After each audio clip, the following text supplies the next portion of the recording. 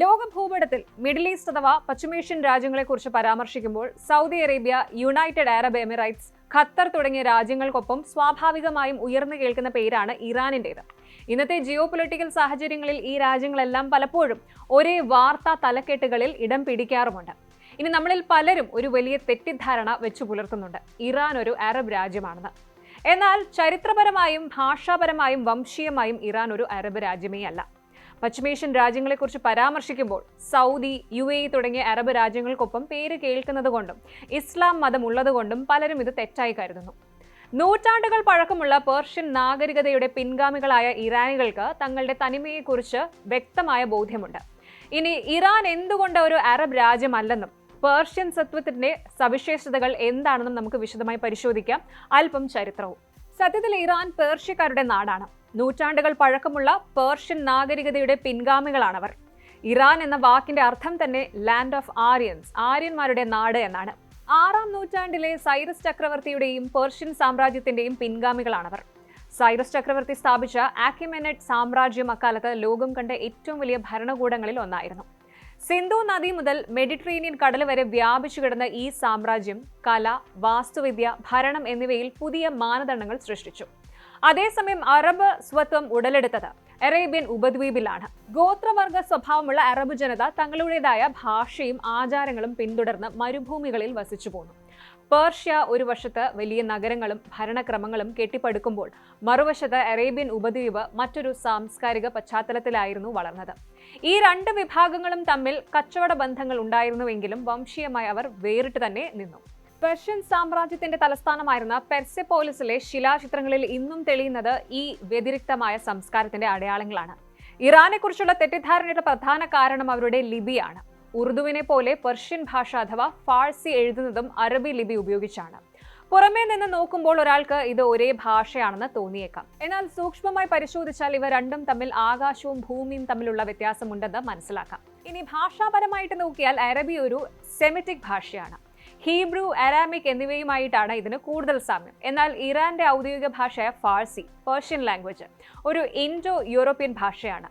ലിപി അറബി ആണെങ്കിലും ഭാഷ തികച്ചും വ്യത്യസ്തമാണ്. നമ്മുടെ മലയാളം ഉൾപ്പെടുന്ന ദ്രാവിഡ ഭാഷാ കുടുംബം അല്ലെങ്കിലും സംസ്കൃതം, ഹിന്ദി, ഇംഗ്ലീഷ്, ഫ്രഞ്ച് തുടങ്ങിയ ഭാഷകളുമായാണ് പേർഷ്യൻ ഭാഷയ്ക്ക് ഫാഴ്സിക്ക് കൂടുതൽ സാമ്യമുള്ളത്. അതുകൊണ്ട് തന്നെ അറബ് രാജ്യങ്ങളായ സൗദിയോടും UAEയോടും അവർക്ക് ഒരുതരം വംശീയമായ മത്സര ബുദ്ധിയുമുണ്ട്. ഈ പേർഷ്യൻ ഐഡന്റിറ്റിയാണ് ഇറാന്റെ ഓരോ നീക്കത്തിന് പിന്നിലുമുള്ളത്. ഒരു അറബി സംസാരിക്കുന്ന വ്യക്തിക്ക് ഫാഴ്സി മനസ്സിലാക്കാൻ കഴിയില്ല, തിരിച്ചും അങ്ങനെ തന്നെയാണ്. ഇംഗ്ലീഷ് ഭാഷ റോമൻ ലിപിയിൽ എഴുതുന്നു എന്നതുകൊണ്ട് അത് ലാറ്റിൻ ഭാഷയാകുന്നില്ല. അതുപോലെ തന്നെയാണ് പേർഷ്യൻ ഭാഷയുടെ കാര്യവും. 7-ാം നൂറ്റാണ്ടിലെ അറബ് അധിനിവേശത്തിന് ശേഷമാണ് പേർഷ്യയിൽ അറബി ലിപി പ്രചാരത്തിൽ വന്നത്. എന്നിരുന്നാലും ഫിർദൌസിയെ പോലെയുള്ള വിശ്വപ്രസിദ്ധമായ കവികൾ തങ്ങളുടെ കാവ്യങ്ങളിലൂടെ പേർഷ്യൻ ഭാഷയെ അറബിക് പദങ്ങളിൽ നിന്ന് സംരക്ഷിച്ചു നിർത്താൻ ശ്രമിച്ചു. ഇന്നും ഇറാനികളുടെ അഭിമാനത്തിന്റെ അടയാളമാണ് അവരുടെ മനോഹരമായ ഭാഷ. മറ്റൊരു പ്രധാന ആശയക്കുഴപ്പം മതത്തെ മുൻനിർത്തിയുള്ളതാണ്. ഇറാനിലെ ഭൂരിഭാഗം ജനങ്ങളും മുസ്ലിങ്ങളായതുകൊണ്ട് അവർ അറബികളാണെന്ന് പലരും കരുതുന്നു. എന്നാൽ മതം വംശീയതയെ നിർണ്ണയിക്കുന്നില്ല. ഇന്തോനേഷ്യയിലോ പാകിസ്ഥാനിലോ ഉള്ള മുസ്ലിംസ് അറബികളല്ലാത്തതുപോലെ തന്നെയാണ് ഇറാനികളും അറബികളല്ല.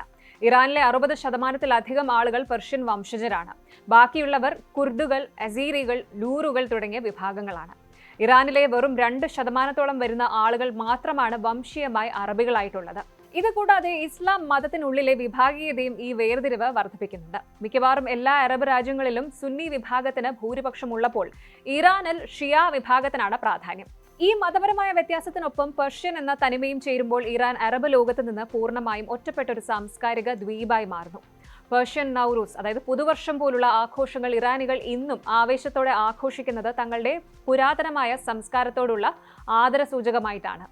7-ാം നൂറ്റാണ്ടിൽ അറബ് സൈന്യം പെർഷ്യ കീഴടക്കിയപ്പോൾ അവിടുത്തെ ഔദ്യോഗിക മതമായിരുന്ന സൗരാഷ്ട്രിയൻ മതം മാറ്റപ്പെടുകയും ഇസ്ലാം പ്രചരിക്കുകയും ചെയ്തു. ചരിത്രത്തിൽ പലയിടങ്ങളിലും ഇത്തരം അധിനിവേശങ്ങൾ നടന്നപ്പോൾ പ്രാദേശിക സംസ്കാരങ്ങൾ പൂർണ്ണമായും ഇല്ലാതാവുകയും അവർ അറബ് വംശജരായി മാറുകയും ചെയ്തിട്ടുണ്ട്. ഉദാഹരണത്തിന് ഈജിപ്ത്, ലിബിയ, മൊറോക്കോ തുടങ്ങിയ രാജ്യങ്ങളിലെ ജനങ്ങൾ ഒരു കാലത്ത് അറബികളായിരുന്നില്ല. എന്നാൽ കാലക്രമേണ അവർ അറബി ഭാഷയും സംസ്കാരവും സ്വീകരിച്ച് അറബ് ലോകത്തിന്റെ ഭാഗമായി മാറി. എന്നാൽ പേർഷ്യ ഇതിൽ നിന്ന് വ്യത്യസ്തമായിരുന്നു. പേർഷ്യക്കാർ ഇസ്ലാം മതം സ്വീകരിച്ചെങ്കിലും തങ്ങളുടെ ഭാഷയോ കലയോ ഭരണക്രമങ്ങളോ ഉപേക്ഷിക്കാൻ തയ്യാറായില്ല. പകരം അവർ ഇസ്ലാമിക ഭരണകൂടത്തിന്റെ സിരാ കേന്ദ്രങ്ങളിൽ സ്വാധീനം ചെലുത്തുകയും അറബ് ഭരണാധികാരികളെ പെർഷ്യൻ രീതികൾ പഠിപ്പിക്കുകയും ചെയ്തു. അറബികൾ പേർഷ്യയെ കീഴടക്കി, എന്നാൽ പേർഷ്യക്കാർ അറബികളെ സാംസ്കാരികമായി കീഴടക്കി എന്നൊരു ചൊല്ലു തന്നെ ചരിത്രത്തിലുണ്ട്. അബ്ബാസിദ് ഖിലാഫത്തിന്റെ കാലത്ത് പെർഷ്യൻ സ്വാധീനം അതിന്റെ ഉച്ചസ്ഥായിലായിരുന്നു. ഇതാണ് ഇറാനെ ഇന്നും ഒരു അറബ് രാജ്യമായി മാറുന്നതിൽ നിന്ന് തടഞ്ഞ പ്രധാന ഘടകം. ഈ വംശീയമായ വേർതിരിവ് വെറും ഒരു ചരിത്ര പഠനമല്ല, മറിച്ച് ഇന്നത്തെ പശ്ചിമേഷ്യൻ രാഷ്ട്രീയത്തെ നിയന്ത്രിക്കുന്ന പ്രധാന ഘടകം കൂടിയാണ്. സൗദി അറേബ്യയും ഇറാനും തമ്മിലുള്ള ശീതയുദ്ധം പലപ്പോഴും മതപരമായ സുന്നി ഷിയ ഇങ്ങനെയൊരു തർക്കമായി വ്യാഖ്യാനിക്കപ്പെടാറുണ്ടെങ്കിലും അതിന്റെ ഉള്ളിൽ വലിയൊരു വംശീയ കിടമത്സരം കൂടിയുണ്ട്. അറബ് ലോകത്തെ നയിക്കാൻ തങ്ങൾക്ക് അവകാശമുണ്ടെന്ന് സൗദി അറേബ്യ കരുതുമ്പോൾ തങ്ങളുടെ സഹസ്രാബ്ദങ്ങൾ പഴക്കമുള്ള സാമ്രാജ്യത്വ പാരമ്പര്യം ഉയർത്തിക്കാട്ടാനാണ് ഇറാൻ ശ്രമിക്കുന്നത്. മേഖലയിലെ സഖ്യങ്ങൾ രൂപപ്പെടുന്നതിലും ഈ ഒരു പേർഷ്യൻ അറബ് വികാരം പ്രതിഫലിക്കാറുണ്ട്. പല അറബ് രാജ്യങ്ങളും ഇറാനെ ഒരു വിദേശ ശക്തിയായിട്ടാണ് കാണുന്നത്. ഈ ബോധ്യം രാഷ്ട്രീയമായ തീരുമാനങ്ങളെയും സൈനിക നീക്കങ്ങളെയും നേരിട്ട് ബാധിക്കുന്നു. അതുകൊണ്ട് തന്നെ ഇറാനെ ഒരു അറബ് രാജ്യമായി മുദ്രകുത്തുന്നത് അവരുടെ ചരിത്രപരമായ പോരാട്ടങ്ങളെയും സാംസ്കാരികമായ പ്രത്യേകതകളെയും വിസ്മരിക്കുന്നതിന് തുല്യമാണ്. ശരിക്കും ഒരു കാര്യം ആലോചിച്ച് നോക്കൂ, മിഡിൽ ഈസ്റ്റിലാണെന്നത് കൊണ്ട് മാത്രം ഒരു രാജ്യം അറബ് രാജ്യമാകുമോ? ഒരിക്കലുമില്ല. അതിന് ഏറ്റവും മികച്ച ഉദാഹരണം തന്നെയാണ് ഇറാൻ. പലരും തെറ്റിദ്ധരിച്ചു വെച്ചിരിക്കുന്നത് പോലെ ഇറാൻ ഒരു അറബ് രാജ്യമല്ല. അവരുടെ മനോഹരമായ ഫാർസി ഭാഷയും നൂറ്റാണ്ടുകൾ പഴക്കമുള്ള പേർഷ്യൻ കലകളും തലയുയർത്തി നിൽക്കുന്ന അവരുടെ ചരിത്രവും എല്ലാം ഇറാനെ ലോകത്തിന് മുന്നിൽ വേറിട്ട് നിർത്തുന്ന ഘടകങ്ങളാണ്. ഓരോ ജനതയ്ക്കും തങ്ങളുടെ സ്വത്വം മുറുകെ പിടിക്കാൻ അവകാശമുണ്ട്. ഇറാനികളെ സംബന്ധിച്ചിടത്തോളം ആ കരുത്ത് അവരുടെ പെർഷ്യൻ വേരുകളാണ്. അറബ് ലോകത്തെ അവർ ബഹുമാനിക്കുന്നുണ്ട്, പക്ഷേ തങ്ങൾ അതിൽ നിന്ന് വ്യത്യസ്തരാണെന്ന് അഭിമാനത്തോടെ പറയാൻ അവർക്ക് ഒട്ടും മടിയില്ല.